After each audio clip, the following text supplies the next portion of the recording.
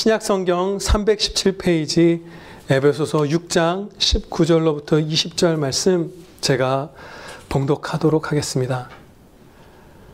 또 나를 위하여 구할 것은 내게 말씀을 주사 나로 입을 열어 복음의 비밀을 담대히 알리게 하옵소서 할 것이니 이 일을 위하여 내가 쇠사슬에 매인 사신이 된 것은 나로 이 일에 당연히 할 말을 담대히 하게 하려 하심이라. 아멘. 본문 말씀 에베소서 6장 19절로부터 20절 목사를 위한 기도와 그 유익이라는 제목으로 선포하도록 하겠습니다. 하나님께서 명하신 일들을 충성되게 다 행하고 마귀와의 싸움에서 승리하고 우리가 서려면, 주님 나라 가려면 서로를 위해서 기도해야 한다 하나님께서 가르쳐 주셨습니다. 그런데 그 말씀에 덧붙여서 우리가 가장 기억하고 많이 기도해 줘야만 하는 형제가 바로 목사라는 사실을 오늘 본문 말씀에서 가르쳐 주십니다. 이 말씀은 1차적으로는요, 바울이 에베소 교회 자신을 위한 기도를 부탁한 말씀이죠. 그런데 그 다음으로는 모든 복음 사역자들, 모든 목사들을 위해서 기도하라는 그런 명령의 말씀이기도 해요. 왜 이것이 목사에게도 적용되는 말씀인가 하는 근거들이 많은데 오늘은 아주 간략하게만 그 부분은 우리가 살펴보도록 하겠습니다. 이제 신약 성경을 이렇게 보면 사도는 한시적으로 교회 안에 있었던 직분이고 성경을 기록하고 그 성경 말씀을 전파하고 또 특징이 한 가지가 더 있다면 세계 곳곳에 교회를 세우고 여러 교회에서 성령의 인도하심을 따라 자유롭게 사역했던 그런 직분이에요. 반면에 목사는 사도가 기록한 말씀을 전파하고 여러 교회가 아니라 대부분 한 지교회에서 이렇게 섬기도록 세워주신 그런 말씀의 종이죠. 그러니까 사도에게는 고유의 영광되고 특별한 임무들, 특성들이 있는 반면에 동시에 일반 목사들하고도 동일한 임무를 가진 측면이 있었던 것이에요. 그런 이유로 사도들은 종종 자기를 사도라 부르지 않고 다른 목사들과 동등하게 장로라는 그런 직분으로 자기를 표현할 때도 있어요. 나도 장로다, 나도 목사다라고 이렇게 표현하기도 하는 거예요. 그 공통된 부분이 있으니까, 복음 전파라는. 그리고 바울 사도는 오늘 이 에베소서 6장 19절, 20절에서 기도를 부탁한 내용과 거의 동일한 내용을 우리라는 말로써 성도들에게 기도를 부탁한 적이 있어요. 여러 번 있습니다. 그러니까 사도만이 아니라, 나만이 아니라 모든 그 당시의 복음 사역자들, 오고 오는 복음 사역자들을 위해서 기도해 달라라는 부탁을 여러 번 했었어요. 지금까지 살펴본 바대로 이 본문 말씀은 바울 사도만이 아니라 모든 목사들을 위해서 모든 시대의 성도들이 기도드려야 한다는 그런 복된 가르침입니다. 목사를 위한 기도에 대해서 본문 말씀을 배우기 전에요, 먼저 우리 모두에게 어떤 공통되는 한 가지 진리를 배우고 더 나아가고자 합니다. 그것은 무엇이냐면 우리가 다른 형제에게 기도를 부탁해야 한다는 것이에요. 사도 바울의 본을 받아서, 사도의 본을 받아서 우리가 기도를 부탁하기를 즐거이 해야 돼요. 예수님께서는 이렇게 말씀하셨죠. 우리가 다 사모하는 바로 그 말씀입니다. 진실로 다시 너희에게 이르노니 너희 중에 두 사람이 땅에서 합심하여 무엇이든지 구하면 하늘에 계신 내 아버지께서 그들을 위하여 이루게 하시리라. 아멘. 이처럼 합심하여 드리는 기도는 특별히 더 은혜를 주신다고 약속해 주셨어요. 그래서 바울 사도는 4번, 5번 막 그 이상 계속해서 기도 부탁을 드린 게 이 서신서들에 기록되어 있고요.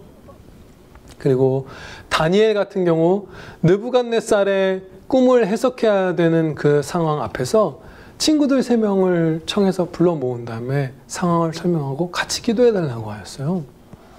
그리고 에스더는 수산에 사는 모든 유대인들이 한자리에 다 모여서 3일 밤낮 동안 금식하며 나를 위해 기도해달라 했고, 또 이런 엄청난 큰 일들이 아니더라도 상대적으로는 좀 더 작은 일일 수 있죠. 스펄전 목사님 같은 경우는 주일에 설교의 강단으로 올라가기 전에, 예배 드리기 전에 그 믿음 좋은 집사님들 불러서 같이 기도해달라고 자주 그랬대요. 이렇게 경건한 성도는 나를 위해서 기도해달라고 부탁하는 모습들을 우리가 쉽게 찾아볼 수 있습니다. 그런데 우리가 때로 이 기도 부탁을 좀 더디하는 경우, 그 이유들은 무엇이 있을까요? 때로 우리가 그럴 때가 있죠. 가장 첫 번째로는 합심하여 기도하여도 그 은혜를 주시지 않을 거라고 생각하는 그 불신이 섞여 있기 때문이에요. 견고하게 믿는다면 늘 부탁하겠죠, 우리가. 그리고 두 번째 안타까운 이유는 자신의 그 허물이나 연약함 같은 것들을 이렇게 드러내기가 싫은 거죠. 하나님 앞에서든 형제 앞에서든. 그래서 꺼려질 때가 있고요. 그리고 세 번째는 조금 더 자세히 살펴보면 존경함이, 성도를 향한 존경함이 부족할 때 그런 일이 일어납니다. 가장 우리가 기도 부탁을 하기 쉽고 늘 즉각적으로 부탁하기 쉽고 심지어 같이 모여서 기도드리는 그 더 큰 은혜의 약속 있는 기도를 드리기 쉬운 우리의 형제는 대부분 믿음의 가족들이에요. 함께 사는. 그런데 우리가 가족들의 경우는 특별히 그 사람이 다른 성도보다 더 못한 성도가 아니어도 우리가 허물을 많이 보게 되죠. 그 사람의 연약함들, 그 사람의 잘못들, 이런 것들을 많이 우리가 목격해요. 그렇기 때문에 그 사람에게 함께 기도해 달라고 부탁할 마음이 안 드는 거예요. 이 기도를 다른 사람에게 부탁한다는 것은, 형제에게 부탁한다는 것은 아주 극도의 존경이 담겨 있는 것이거든요. 당신이 간구해 준다면 하늘에 계신 하나님께서 나를 위해서 은혜를 베풀어 주실 것입니다라는 엄청난 거예요. 그렇게 존귀한 자로 여기는 마음이 있어야만 기도를 부탁할 수 있잖아요. 근데 허물들을 보고하는 우리의 형제, 자매, 자녀, 부모에게 대해서는, 부부에게 대해서는 그런 마음이 막 동해서 기도 부탁하기가 꺼려질 때가 우리가 종종 있습니다. 그렇지만 그 허물 많고 죄악 많고 우리 눈에 그것을 목격되는 그 우리의 가족, 우리의 그 형제가 바로 존귀한 자녀입니다. 서로 먼저 존경하라, 형제끼리. 이렇게 명하셨어요. 조건이 없어요. 서로 먼저 존경하라, 존귀히 여겨라. 그가 바로 하나님께서 사랑하시는 그 하나님의 자녀, 영광된 자녀다. 이 사실을 성경에서 가르쳐 주시잖아요. 의인의 간구는 역사하는 힘이 크민이라 할 때 이 의인의 의미는 죄가 완전히 없는 사람도 아니고 바울 사도 같이 아주 탁월한 성도를 의미함도 아니에요. 그 말씀 같은 절의 앞부분에 보면 회개한 죄인이에요. 아무리 허물 많은 사람이 내 가족이라 할지라도 그가 회개하고서 나와 함께 기도해 준다면 하나님께서 들어주십니다. 우리 마음껏, 즐거이 기도 부탁해서 은혜 입은 성도 되기를 바랍니다. 이제 목사들을 위하여 드리는 기도에 대해서 하나님의 말씀 살펴보고자 합니다. 목사는요, 우리가 앞서 말씀드린 바대로 더 특별히 많이 집중적으로 우리가 기도해 줘야만 하는 성도예요. 그 이유가 몇 가지 있습니다. 첫째로요, 5가지를 살펴볼 텐데요. 목사는 하나님의 말씀을 맡은 자이기 때문입니다. 하나님, 우리 아버지, 하나님의 말씀을 맡은 자이기 때문에 우리가 그것보다 더 중요시 여길 일은 거의 없잖아요. 그렇다면 하나님의 영광을 위해서 우리가 합심해서 무슨 나의 유익, 목사의 유익 이런 것들을 다 생각하기 전에 하나님의 영광을 위하여 창조받은 이 피조물은 하나님의 말씀 맡은 자를 위하여 기도해야만 하는 것입니다. 둘째로 목사가 행하는 이 복음 사역이 목사가 날마다 마음속까지 온전하지 않으면 잘 감당할 수 없는 일이기 때문입니다. 세상에 많은 거의 전부라 할 수 있는 직업들은 마음의 온전함이 없어도 그 일은 잘 해낼 수가 있어요. 최근에 아주 유능한 크리스찬 교수님의 고백을 들었습니다. 그 교수님이요, 이런 거예요. 앞에 앉아있는 학생들에 대한 사랑이 하나도 없어도 교수로서는 만약에 자기가 세상에 책을 펴내라는 그 열망이 있으면 강의 준비 잘해서 수업 잘할 수 있다는 거예요. 하나도 사랑이 없어도 그 마음이 완전히 병이 난 거죠.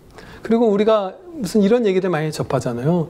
남들을 밟고 그 위에 서려는 그 승부욕, 교만, 그 육체의 정욕, 이생의 자랑 때문에 일주일에 막 70시간씩 일하고 훈련하면서 최고의 자리에 오른 무슨 NBA 농구 선수들, 무슨 대형 로펌의 변호사분들, 이런 얘기들 우리가 쉽게 볼 수 있잖아요. 그런 사람들의 삶을. 마음에 아주 중요한 악이 있고 그것이 그 사람의 원동력이 되어도 직업에 있어서는 훌륭한 사람이 될 수가 있어요. 그 일에 있어서. 그런데 목사는 일주일 내내 하루 어떤 순간이라도 마음이 온전하지 않으면 그 일을 제대로 감당할 수가 없습니다. 왜냐하면 사람의 능력으로 사람의 말을 전하는 게 아니라 성령님의 능력으로 하나님의 말씀을 전하는 것이기 때문에 성령님께서 도와주시지 않으면 아무 능력도 없는, 아무 은혜도 없는 그런 허망한 말씀 선포가 돼버리기 때문이에요. 그런데 죄를 범하고 불순종하고 태만하고 이런 목사들을 성령님께서 점점점 떠나가시잖아요. 그렇기 때문에 설교 준비하는 그 시간, 설교 시간 이런 것과 무관하게 그냥 쉬는 시간에도 어떤 마음으로 쉬고 어떤 꿈을 꾸고 어떤 생각을 하는지에 따라서 복음 사역은 얼마든지 실패할 수가 있는 것입니다. 그런데 그것이 실패하면 성도들 전체가 해를 입잖아요. 그래서 목사를 위한 기도가 가장 항시 우선시되는 그 제목들 중에 하나여야 하는 것입니다.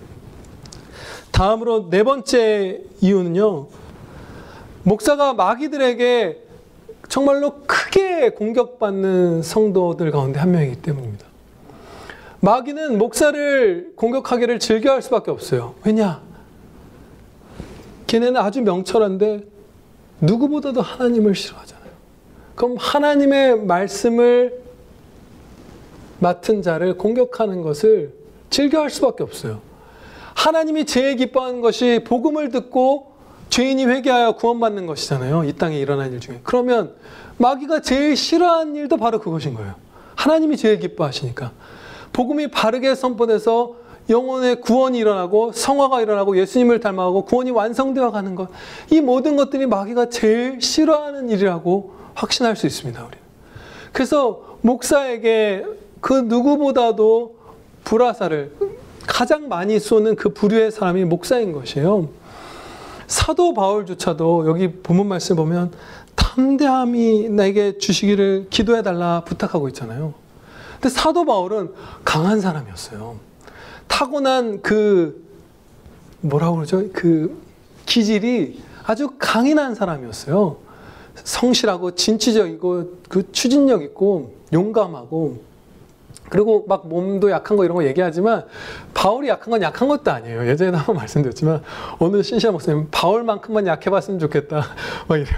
너무 강하니까 매 맞고 굶주리고 복음 전파하고 텐트 치고 뭐 고문당하고 옥에 갇혔는데 계속 막 뚜벅뚜벅 다니잖아요. 사실은 몸도 어떻게 보면 강하고 영혼도 강하고 기질도 강한 사람이에요. 그리고 사도잖아요. 그런 바울조차도 주님이 도와주시지 않으면 무너질 수밖에 없는, 담대히 말씀을 선포할 수 없는 그런 존재. 그 육체의 가시를 바울이 평생 동안 갖고 있었잖아요. 그 가시를 하나님께서 허락해 주시지 않으면 마귀가 쏘는 불화살에 바울 마음에 있는 그 교만이 확 불이 붙어버릴 수밖에 없는 연약한 존재인 것이에요. 그리고 그건 마귀들이 더 쏘죠, 바울한테. 그러니까 하나님께서 그 충성된 성도에게 오히려 육체의 가시를 주셨던 거예요. 더 사도만큼 공격받는 사람은 없으니까. 목사는 또 오늘날에는 제일 공격을 많이 받는 사람이니까 냉랭하도록, 교만하도록, 강포하도록, 태만하도록 무슨 허무하도록 온갖 불화살을 쏘으니까 우리가 목사를 위해서 더 간절히 기도해야 하는 것입니다. 마지막 5번째 이유는요, 하나님의 말씀을 전하는 이 중대한 임무를 맡고 교회 전체에 큰 영향을 미치는 이 복음상을 맡은 목사가 너무나 연약한 자들이기 때문이에요. 하나님께서는 강한 자들, 천사를 복음 선포자로 세우시지 않았어요. 한 목사를 이제 넘어뜨리면 아주 쉽게 우리가 다 해를 입는데 그 목사가 연약한 거예요. 우리가 이렇게 연약한 사람에게 하나님께서 복음을 맡기신 이유를 성경 말씀에서 한 가지 중요한 이유를 배울 수 있습니다. 고린도후서 4장 7절 말씀입니다. 우리가 이 보배를 질그릇에 가졌으니 이는 심히 큰 능력은 하나님께 있고 우리에게 있지 아니함을 알게 하려 함이라. 아멘. 예, 그냥 이 천사가 아니라 이 연약한 인간에게 맡기심으로써 능력은 오직 하나님께만 있다라는 사실을 우리에게 깨닫게 해주신 거예요. 천사가 만약에 복음 선포자가 되었다면 어떤 일이 일어났을까요? 우리는 천사 숭배에 빠졌을 거예요. 능력이 천사에게도 있다고 착각했을 거예요. 그것은 우리의 추측이 아니라 요한계시록에서 그 단서를 발견할 수 있습니다. 사도 요한이 요한계시록을 기록할 당시는 유일하게 순교하지 않은 사도로서 정말 노년에 그 신앙이 정말 예수님을 많이 닮아서 사랑의 사도가 되었을 때 그 마지막 성경 66번째 책을 그 사도가 기록했잖아요. 요한 사도가. 그러니까 진짜 이 땅에 살았던 사람 중에 가장 믿음이 좋은 그런 성도, 어떻게 하면 한 손에 꼽히는 그런 성도였어요. 그 사도 요한이 계시록을 기록할 당시는. 그런데 천사가 하나님의 말씀을 계시해 줄 때 그 천사에게 경배하려다가 제지당하는 장면이 몇 번 나옵니다. 그 사도 요한조차도 연약하지 않은 그 강한 천사 같은 존재, 하나님의 영광을 밝히 드러내는 존재가 말씀을 선포하면 그에게 능력이 있다고 착각해버리는 거예요. 그래서 이 연약한 자를 하나님께서 복음을 선포하는 역할을 맡기셨고 너무도 연약하기 때문에 우리가 그를 위해서 계속 기도해야 하는 것입니다.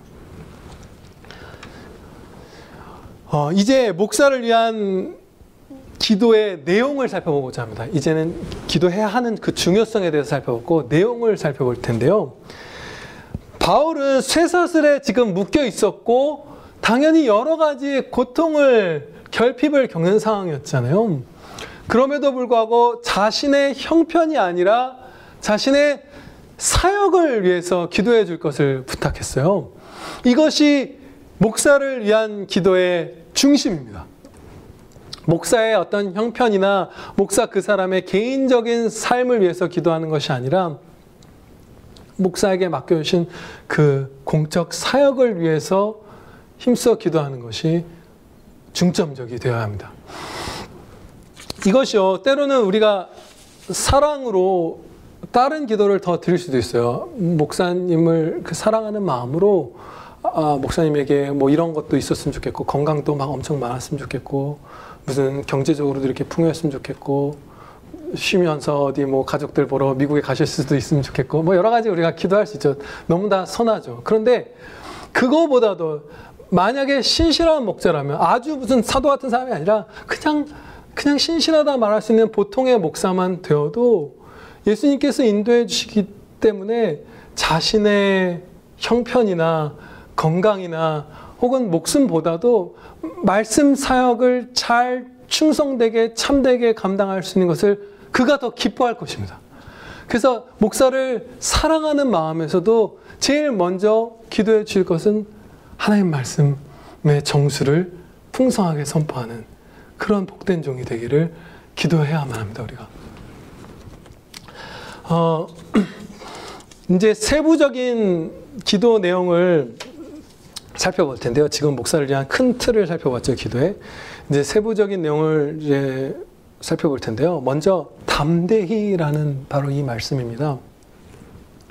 숨지 않고 공적으로, 또 두려움으로 인해서 혹은 수치 이런 것들로 인해서 취사 선택하거나 말씀을 혹은 왜곡하지 않고 전부 다, 그렇죠? 그렇게 선포할 수 있기를 이 사도가 구하고 있는 것이에요. 그런데 큰 핍박이 아니라 하더라도 목사를 두렵게 하고 위축되게 하는 일들이 얼마든지 많습니다. 그것은 그가 마음에, 아니, 그렇죠? 그가 큰 죄를 범했을 때 그래요. 회개하지 않은 죄, 그가 큰 죄를 범했을 때, 아직 그 자비를 받아서 다시 성령 충만함을 받지 못했을 때, 이럴 때에는 그 목사는 결코 담대하게 하나님의 말씀을 선포할 수가 없습니다. 자신의 특정한 죄악을 찌르는 말씀만 제대로 못 선포하는 것이 아니라 성령님의 도우심이 감소하기 때문에 주님 앞에서 낯을 들 수 없는 그 비참한 지경에 이르렀기 때문에 모든 말씀들을 선포할 때 그 담대함을 가질 수가 없게 됩니다. 그래서 위필드 목사님 같은 경우는 회개에 합당한 열매를 맺기 전에는 결코 강단에 서지 않으셨다고 해요. 그러니까 그날 뭐 새벽이든 예배 직전까지라도 계속 회개하고 순종해서 변화된 삶을 한 걸음이라도 살고서 이 강단에 올라왔던 거예요. 그래야 도우심을 입으니까. 그래서 우리가 담대히라는 것은 뭐 핍박을 이겨낼 그 목사의 용기뿐만 아니라 경건한 그의 생활을 위해서도 기도해야 하는 것입니다. 다음으로요, 말씀을 주사 나로 입을 열어 복음의 비밀을 알리게 하옵소서라는 이 나머지 부분을 이렇게 조금씩 살펴보도록 하겠습니다. 하나님께서 말씀을 주시지 않으면 결코 사도도 목사도 복음을 선포할 수가 없습니다. 왜냐하면요, 주셔야만 하는 거예요. 인간의 마음이나 명철로 탐구해서 캐낼 수 있는 그런 수준의 지식이 아니라 하나님이 직접 계시해 주셔야만 하는 깊은 진리이기 때문이에요. 예, 아멘입니다. 복음은 그런 것이에요.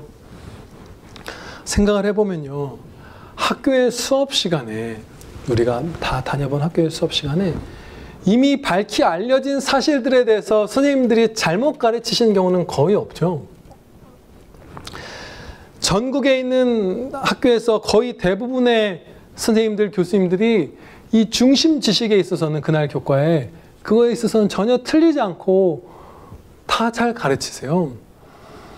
교과서가 틀리는 일은 있을지언정 그 교과서를 토대로 어떤 선생님이 한 과목을 그 챕터를 강의를 하실 때 그 중심에 있어서 막 틀리고 하는 일들은 거의 우리가 경험해 볼 수가 없잖아요. 저는 한 번도 못 본 것 같아요. 그런 일들을 다 잘 가르치세요. 실패 없이. 그런데 복음의 설교에 있어서는, 복음의 핵심에 있어서도, 아주 중대한 진리에 있어서도 틀리는 설교가 많아요. 그리고 대부분의 강의, 대부분의 수업은 해악을 끼치는 수업, 해악을 끼치는 강의는 거의 찾아보기 힘들어요. 선생님들 하시는 거. 그런데 해악을 끼치는 설교는 그보다 훨씬 더 찾아보기가 쉽습니다.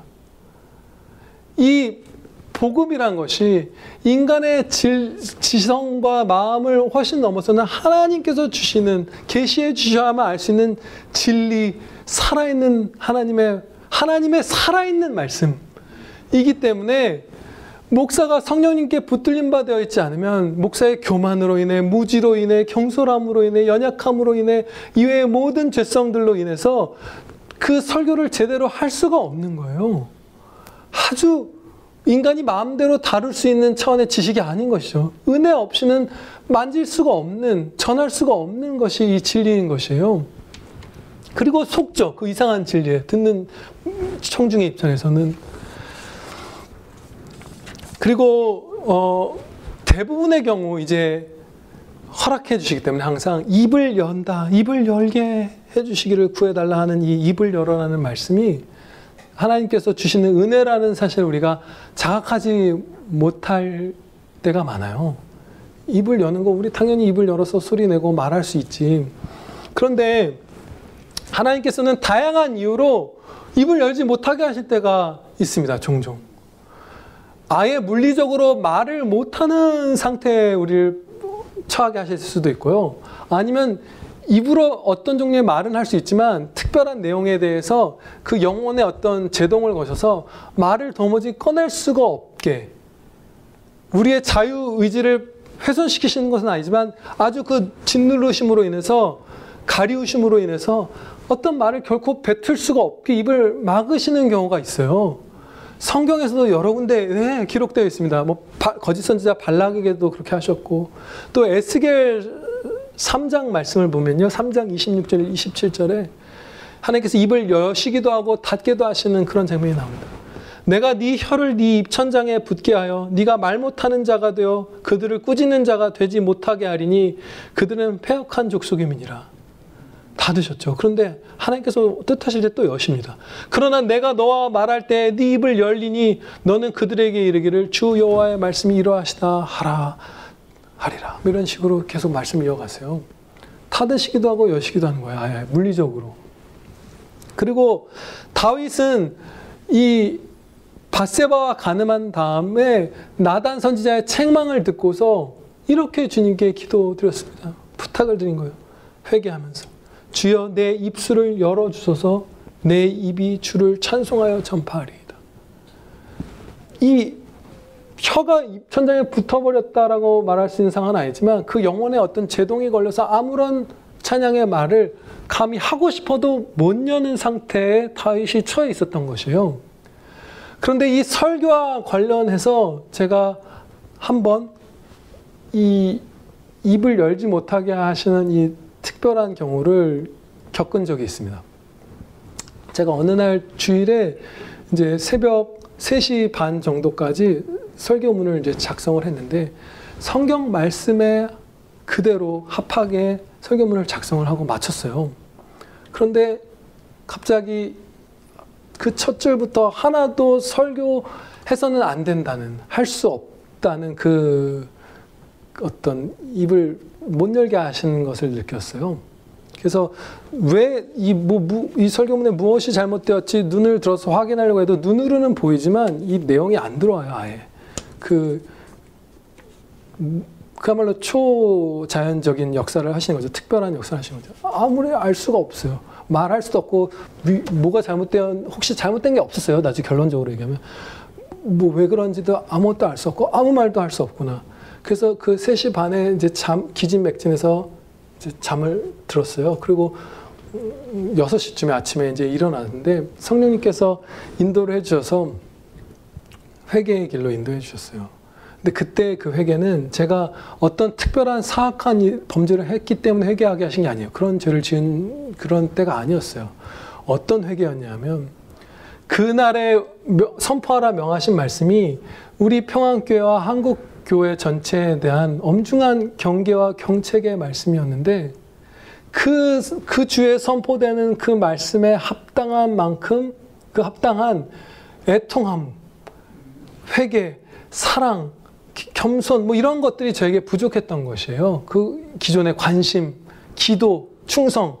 그래서 그날 그 주에 그 선포할 말씀에 합한 지켜내지 못했던 불순종했던 죄악들을 회개케 해주셨고 회개했을 때 아까 입술을 닫으셨던 거랑 정반대로 등을 확 밀어주신 거예요.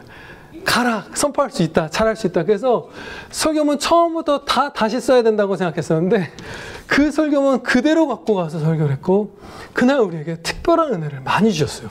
모든 성도들의 그 반응에서도 느낄 수 있을 만큼 다 선포하게 하시고 다 먹게 해주셨어요. 이처럼 우리가 입을 여는 것, 특히 하나님의 그 말씀을 입을 여는 것 그 자체가 은혜입니다. 구해야 하는.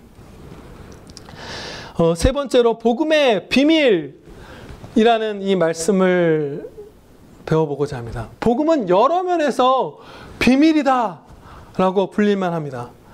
앞서 우리가 나눈 바대로 사람이 탐구하여 캐낸 게 아니라 하나님이 직접 계시해 주신 것이 이 복음의 진리이기 때문이에요. 비밀이에요. 우리 인간의 능력으로는 알아낼 수 없는 비밀이에요.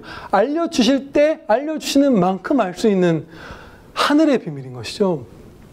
그리고 그렇게 알려주신 말씀을, 이 성경 말씀을 읽어보아도 어느 선에 가면 경건한 성도라 할지라도 겸손히 멈춰서서 더 이상은 내가 알 수 없는 그 진리의 그 높은 한없이 끝이 안 보이는 구름에 가려진 그 산을 보게 되죠. 모르는구나, 이 이상한 나는. 아무리 해도 알 수 없구나. 멈춰서야 되는구나. 결론을 내리는 게 아니라 모릅니다, 나는. 뭐 예를 들어서 우리의 자유의지와 하나님의 예정이 어떻게 조화를 이룹니까? 그 구체적인 가장 핵심적인 원리를 저는 다 알 수 없습니다. 모르는 게 나와요. 그리고 말씀 그대로 성취되는 일들을 우리가 너무나 많이 목격하죠. 예언의 말씀뿐만 아니라 아주 역사적 예언 사건들만이 아니라 우리 개인사에서도 말씀대로 우리가 그냥 변하고 말씀대로 상받고 말씀대로 징계받고 말씀대로 변화되고 그냥 그대로 되잖아요. 목격하죠. 성취는 목격하는데 그렇게 역사하시는 막 섬세한 그 인도하심의 이유라든지 이것들을 어떤 은혜를 이루어 가시는 그 원리라든지 이런 거에 있어서 도무지 헤아릴 수 없을 때가 많아요. 이걸 왜 나한테 허락하셨지? 모르고 있다가 나중에 천국 가서 알게 되는 부분도 있을 것이고 몇십 년 후에 깨닫게 되는 경우도 있고 몰라요. 비밀의 영역이 계속 남아있는 거예요. 하나님께서는.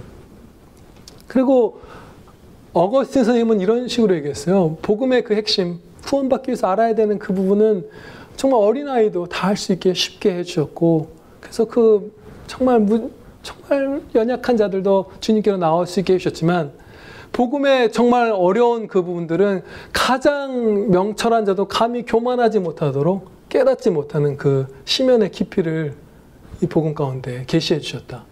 네, 그렇게 고백을 해요. 모르는 부분이 분명히 허락을 하신 거예요. 모르도록 내버려 두시는 것은. 그런 의미로도 비밀이고요. 천국에 관해서도 정말로 비밀이죠.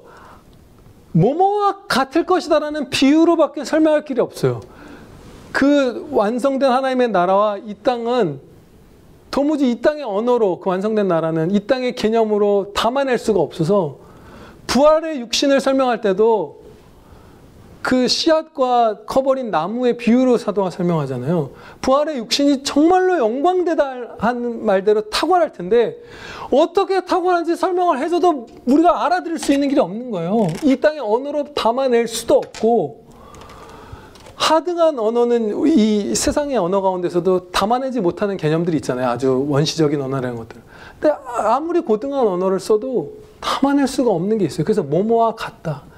수정과 같은 이렇게 설명할 수밖에 없는 그 비밀이 또 이 하나의 말씀 가운데 있고 마지막으로 이 비밀에 대해서 한 가지를 살펴보면 복음 그 자체라고 할 수 있는 것이죠. 완전한 사랑으로 죄인인 우리를 사랑하신 하나님께서 완전한 공의를 충족시키시면서 우리를 구원하시기 위해서 독생자 예수 그리스도를 십자가에 내어주신 것은 사람의 마음이나 사람의 명철로는 아무도 상상조차 할 수 없는 그런 방식이었어요. 네, 아멘입니다. 구약시대의 성도들, 구약시대의 가장 경건한 성도들, 이 구약 성경 말씀을 제일 깊이 깨닫고 달달 외우던 성도들도 그 예수 그리스도의 십자가 구원을 상상조차 할 수 없었어요. 도무지 알 수가 없었어요. 왜냐? 아까 제가 마음의 한계도 넘는다고 했잖아요. 뭐 명철의 한계만이 아니라. 하나님께서 성부, 성자, 성령 하나님께서 우리를 그렇게까지 사랑하신다는 것을 참 하나님께서 우리를 구원하시려고 사람이 되셔서 그 낮아짐을 겪으셔서 우리 대신 십자가에 못 박혀서 죽으신다. 하나님의 피로 하나님의 원수를 구하신다는 그 사랑을 우리의 그 마음이 헤아릴 길이 없어서 십자가 구원이라는 그리스도의 십자가라는 구원 방식을 아무도 상상할 수가 없었던 거예요. 사랑의 깊이에서도 그 공의의 깊이에서도 참 하나님인 성자 하나님을 십자가에 내어주셔서라도 하나님께서는 한 점 타협없이 공의를 이루신다는 그 완전한 공의의 깊이에 있어서도 우리의 마음은 그렇게까지 의로우신 하나님 이것을 담아낼 수가 없는 거예요.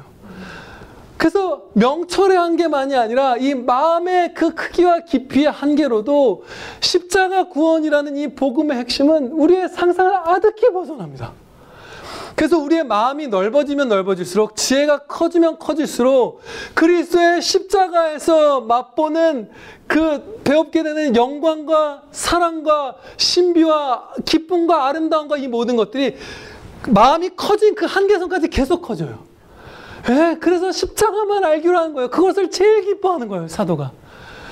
이것으로 생각해 볼 때 우리가 천국에서 완전해진 영혼과 완전해진 부활체를 갖고 전인격이 영화롭게 되었을 때 우리는 그 십자가 복음의 진짜 의미를 최대치로 파악하면서 지금보다 아마도 수천만 배는 더 행복하게 될 것입니다. 천국을, 이 복음의 비밀을 듣는 자 사모하며 전진하게 될 것입니다. 이제 한 가지 적용을 하고 마치도록 하겠습니다.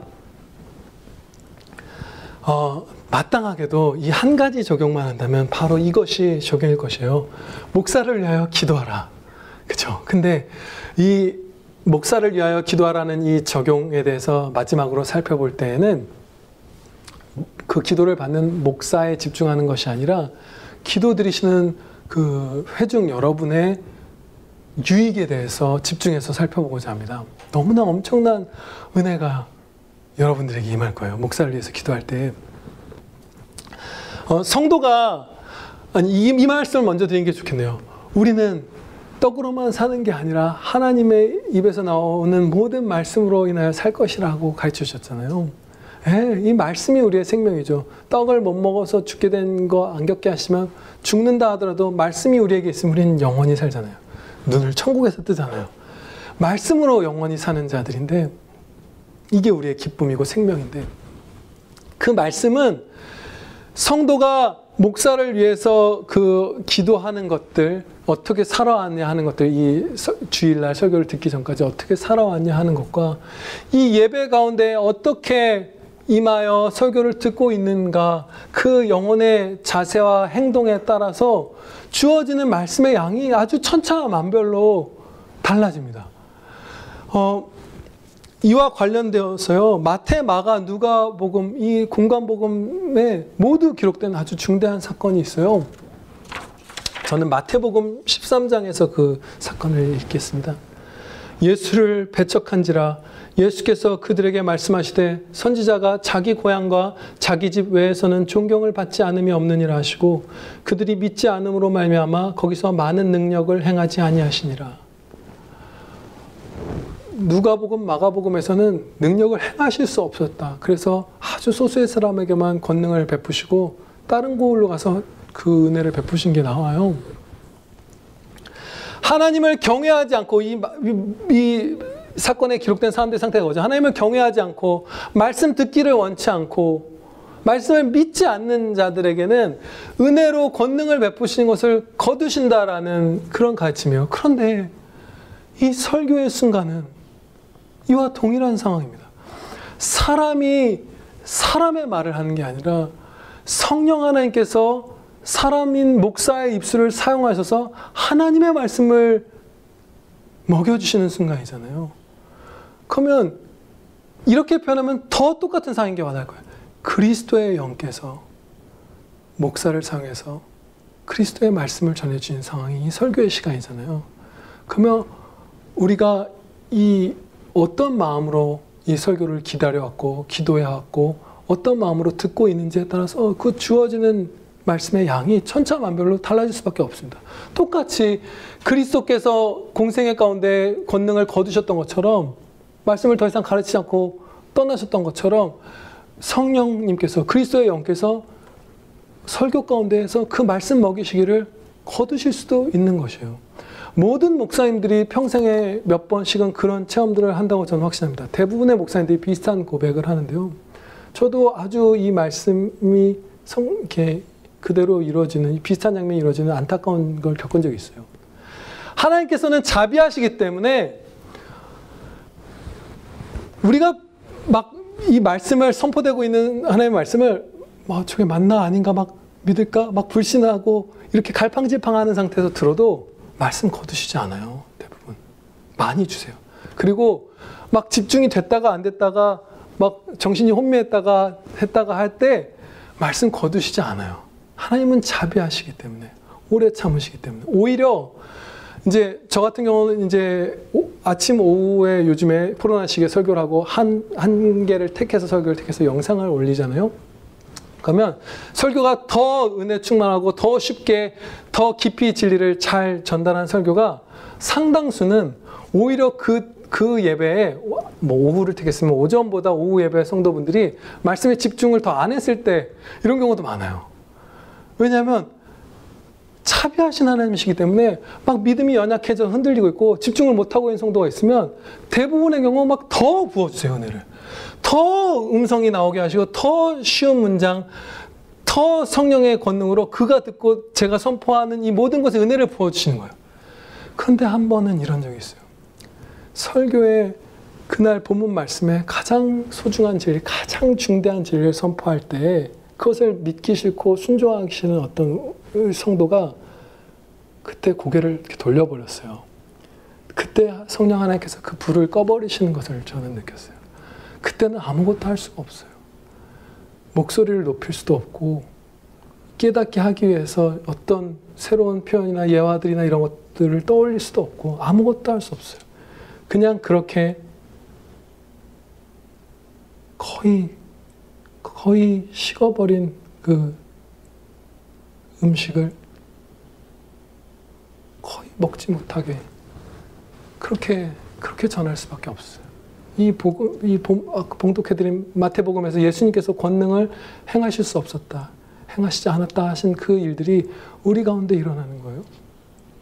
그렇다면 우리는 그 비참한 상황도 두려워해야 되지만 우리의 나아갈 바는 구하면 받으리라잖아요. 오늘 이 에베소서 6장 19절 20절에서 가르쳐 주신 대로 여러분이 여러분의 목사를 위해서 기도한다면 먹여주실 것입니다.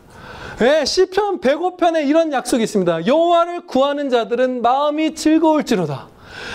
여호와를 구하는 것 중에서 주일에 가장 하나님의 말씀을 많이 주시는, 말씀으로 우리와 교제하시는, 말씀 가운데 예수님을 보라 하시잖아요.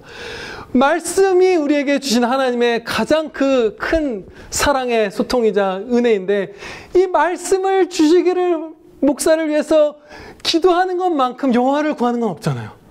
그러면 에베소서 말씀대로 여러분이 목사를 위해서 기도한다면 주중에 여러분들이야말로 예수님의 기쁨을 충만히 받으시게 될 것입니다. 기도드리시겠습니다. 하나님 아버지, 저희 모두가 가장 항시 집중해서 목사를 위해서 기도하게 하여 주시옵소서. 특별한 재난을 겪는 사람들, 안타까운 처지에 있는 성도들 위해서 힘을 합쳐 기도할 때가 있사오나 일관되게 가장 집중해서 가장 많이 기도드릴 우리의 형제는 목사라는 사실을 기억하고 기도하게 해주시고 그것이 우리 한 사람 한 사람과 우리 모두에게 얼마나 큰 유익이 되는지 기억하며 다 맛보게 하여 주시옵소서. 그리고 그것이 오직 하나님의 영광이 되기를 소원하옵나이다. 예수 그리스도의 이름으로 기도하렵나이다. 아멘.